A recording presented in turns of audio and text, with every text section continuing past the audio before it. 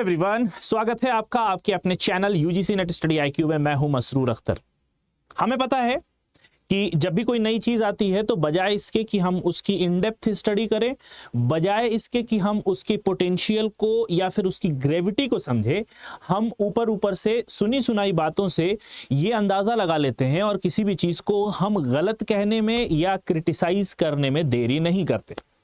ऐसा मैं नहीं कह रहा हूं, ऐसा इंडियन एक्सप्रेस की ये लेटेस्ट ताजा खबर कह रही है, जिसको कवर किया है, ओपिनियन दिया है इस पे प्रोफेसर वंदना मिश्रा जी ने, जो कि जवाहरलाल नेहरू यूनिवर्सिटी में प्रोफेसर हैं सेंटर ऑफ पॉलिटिकल साइंस में। इन्होंने क्या कहा है, इसको मिसकोट ना करे लोग, यहां पर लिखा हुआ है कि criticism of draft UGC regulation ignore their potential. इसका क्या मतलब हो गया कि हम जितनी इसकी आलोचना कर रहे हैं, इनफैक्ट बहुत ज्यादा आलोचना कर रहे हैं, तो वो आलोचना इसकी पोटेंशियल को कम कर रहा है। हम समझ नहीं पा रहे हैं कि ये कितना पोटेंशियल है इस ड्राफ्ट में। सबसे पहले आपको ये समझना होगा कि ये सब काम अब क्यों किया जा रहा है। अगर आपको या आपने अच्छे से राष्ट्रीय शिक्षा नीति 2020 का ड्राफ्ट पढ़ा हो तो उसके ड्राफ्ट में ये एक फ्यूचरिस्टिक व्यू दिखाया गया था कि आने वाले समय में हम शिक्षा को मोल्ड करना चाहेंगे, क्योंकि हमारा जो मकसद है वो ये है कि हम भारत को नॉलेज सुपर पावर बना दें। ये लिखा हुआ है एनईपी की ड्राफ्ट में कि एनईपी 2020 का जो मेन एम है वो हिंदुस्तान को, भारत को, इंडिया को एक नॉलेज सुपर पावर बनाना है। इसी के लिए ये सारे इंप्लीमेंटेशन हो रहे हैं। और जो मेन मुद्दा जहां पे ये बात आके घड़ी ये सुई रुक जाती है कि कैसे कोई बच्चा इस तरीके से कर सकता है कि वो डिफरेंट सब्जेक्ट में यूजी पीजी किया हो और पीएचडी किसी और सब्जेक्ट में कर ले, तो ये एनईपी की जो आप ये कह सकते हैं इंक्लूसिविटी है, समावेशता है, उसको दर्शाता है कि हम इंक्लूसिवनेस, हम मौका दे रहे हैं, हमको जीईआर बढ़ाना है 2035 तक 50% करना है। ठीक है, इसको हम किस तरीके से करेंगे, तो ये हमने एक ओपननेस दे दी बच्चे को। जो हमारा स्कॉलर है, जो हमारा स्टूडेंट है, उसको हमने ओपननेस दे दी, भाई तुमको पढ़ाई करना है, हायर एजुकेशन में जाना है। अब इसके लिए बैरियर ये नहीं होगा कि आप किस सब्जेक्ट से पढ़ के आए हो। इसी वजह से सीबीसीएस आ गया, इसी की वजह से एबीसी भी आ गया।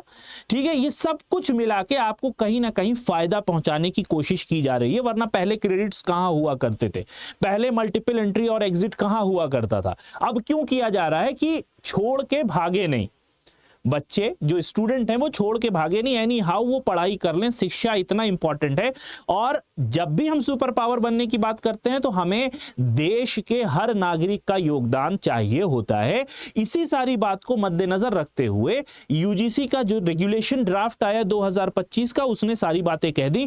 कुछ बातें जो यहां पर मोटा मोटा इस इंडियन एक्सप्रेस में बताई गई है वो मैं आपसे यहां पर जल्दी से डिस्कस कर लेता हूं। Allowing student to pursue PhD in a subject of their choice.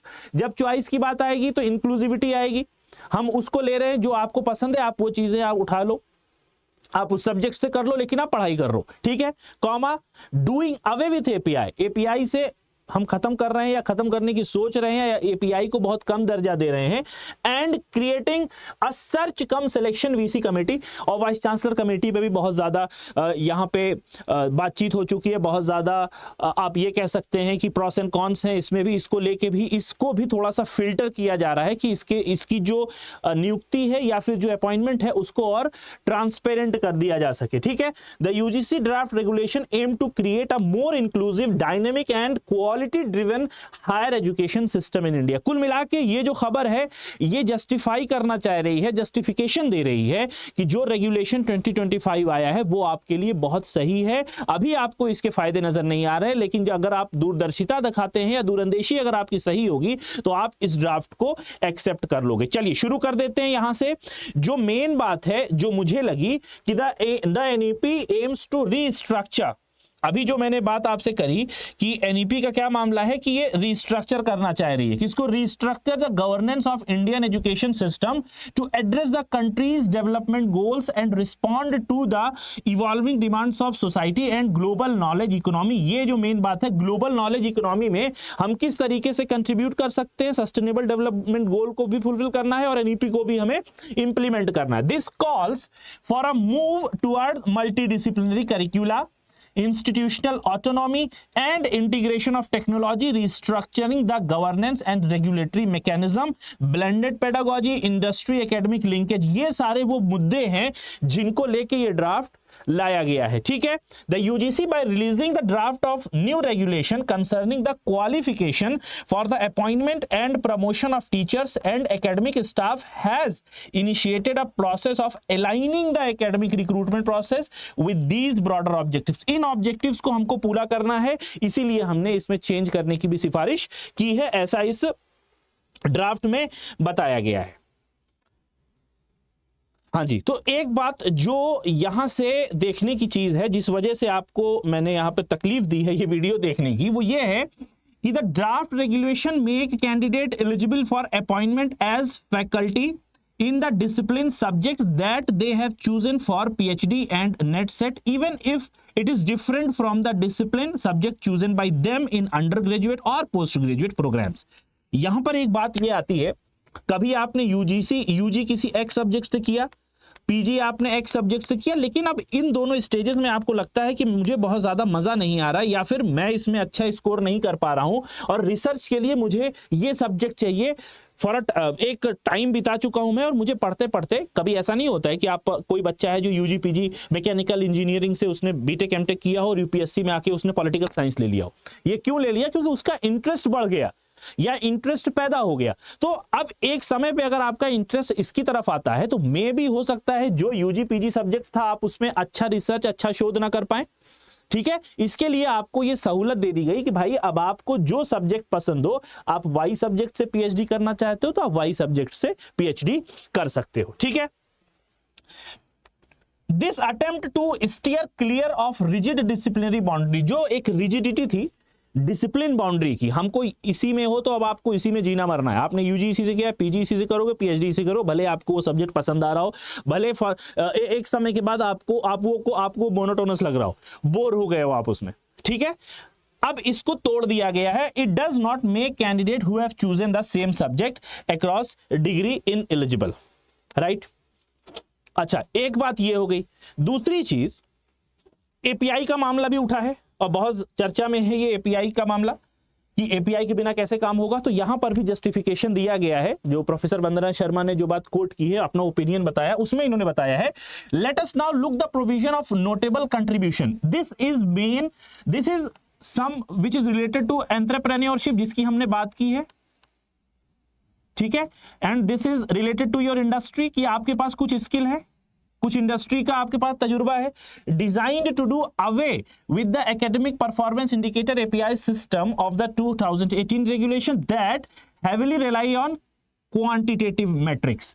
2018, जो अगर आपने यूजीसी का ड्राफ्ट 2018 पढ़ा हो तो ये मेनली किस पर डिपेंड करता था? क्वांटिटेटिव मैट्रिक्सेस पे, क्वांटिटेटिव मैट्रिसेस पे ये रिलाई करता था। But in 2025 draft proposes discontinuing API based shortlisting, यानी अब आपका जो चुनाव होगा, जो शॉर्टलिस्टिंग होगी, वो एपीआई के बिहाफ पे नहीं होगी। ठीक है, किसके बिहाफ पे होगी भाई? फिर ये किसके बिहाफ पे होगी? ये होगी इसके बिहाफ पे। ये जो नीचे यहां पर कहां गया भाई, ये दिया हुआ। ठीक है, यहां पे कहां पड़ गया? यहां पे होगा। ठीक है, discontinuing API shortlist allowing the selection of committees to assess candidate based on their contribution to academics, research, institutional development, society and the larger national interest. अब जो भी सिलेक्शन होगा, जो भी रिक्रूटमेंट होगा, वो इस बिहाफ पे किया जाएगा। क्रिटिक्स ऑल्सो ओवरलुक, जिन्होंने आलोचना की है या जो आलोचक हैं जो इसकी आलोचना कर रहे हैं, उन्होंने ओवरलुक कर दिया है, मतलब नजरअंदाज कर दिया है, अवॉइड कर दिया है किसको? That expected notable contribution from the academic staff or librarian cadre and the physical education sports cadre have been identified separately, thus giving them sufficient scope to fulfill the eligibility criteria। इनको एक अलग से scope भी दिया जाएगा। और ये अच्छी बात है जिसको क्रिटिक्स ने क्या कर दिया है, नजरअंदाज कर दिया। Considering various aspect such as innovation, digital literacy, user engagement, inclusivity, community engagement and institution building ensures a comprehensive evaluation for a candidate's contribution। ये वो पैरामीटर्स हैं जो comprehensive evaluation करेंगे, सतत मूल्यांकन कर रहे हैं किसका, किसी कैंडिडेट के कंट्रीब्यूशन का। Is that clear? अब एक आखिरी बात करके मैं अपनी बात को यहीं पे खत्म करूंगा कि the provision of forming a search cum selection committee by chancellor for the appointment of vice chancellor and opening up the post of industry expert and public sector veterans is being vilified. It is difficult to understand how the mere formation of 3-member committee by the chancellor is an assault of federalism. And how is the current provision of vice chancellor appointments by the chancellor more democratic, laying down the composition and required qualification of the members of the search cum selection committee makes the procedure more transparent and democratic। यानी ये जो सुविधा अब दी जाएगी vice chancellor के recruitment के लिए, appointment के लिए, वो ज्यादा ट्रांसपेरेंट होगी। ठीक है, आखिरी में इन्होंने जो बात कही है जिस वजह से ये ड्राफ्ट आया था कि the draft regulation aim to create more inclusive, dynamic and quality driven higher education system in India. Flexibility, inclusivity and democracy are not meant to be mere rhetoric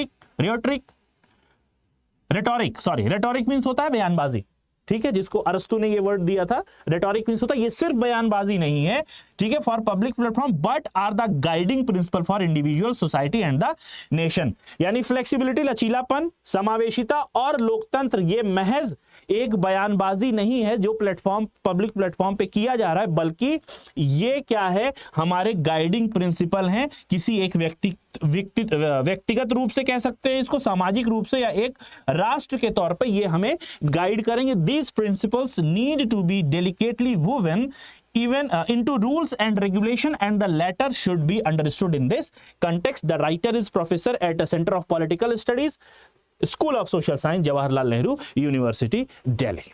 ये था।